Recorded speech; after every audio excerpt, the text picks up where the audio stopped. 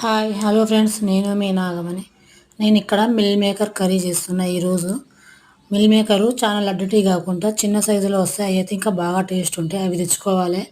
అవి అప్పటికప్పుడే వండుకోవాలనుకుంటేనేమో వేడి నీళ్ళలో వేసుకొని కొంచెం ఒక 5 నిమిషాలు నాననివ్వాలి. లేకుంటే మాత్రం చల్ల నీళ్ళలో ఒక 15-20 నిమిషాలు నాననిచ్చినా చాలు. అవి నానినాక నీళ్లు పిండుకొని పక్కకు పెట్టుకోవాలి. తర్వాత కడాయి తీసుకొని దాంట్లో నూనె వేసుకొని జీలకర్ర, ఆవాలు, ఉల్లిపాయలు నేనైతే 2 పెద్దవి వేసుకొని, కరివేపాకు, పచ్చిమిరపకాయలు వేసుకొని అవి వేగుతుండగానే మిక్సీ జార్ తీసుకొని దాల్చిన చెక్క, లవంగాలు, ఇలాచీలు, అల్లం వెల్లిపాయ పేస్ట్ ఫ్రెష్‌ది అయితే చాలా టేస్ట్ ఉంటుందని అవి కూడా వేసుకొని, కొంచెం కాజు, కొంచెం గసగసాలు, కొంచెం అంతా ఎండు కొబ్బరి వేసుకున్నా. ఎందుకంటే ఇది గ్రేవీ మంచిగా ఉంటుంది, టేస్ట్ కూడా వస్తుంది కాబట్టి సాజీరా వేసుకొని మిక్సీ పట్టుకున్నా. ఒకసారి మిక్సీ అయినాక తర్వాత టమాటాలు నేనైతే ఒక 2 వేసుకున్న, పెద్దవి ముక్కలు చేసి.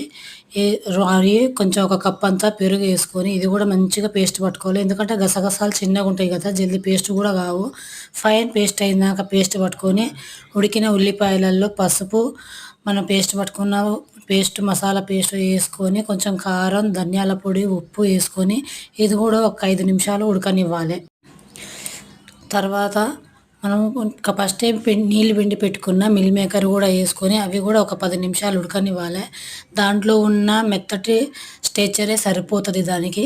కాకుంటే నేను ఒక చాయ్ గ్లాసులోనే నీళ్ళు పోసిన, కొంచెం గ్రేవీ ఉండాలని, కొంచెం నెమ్ములాగా ఉండాలని కూడా.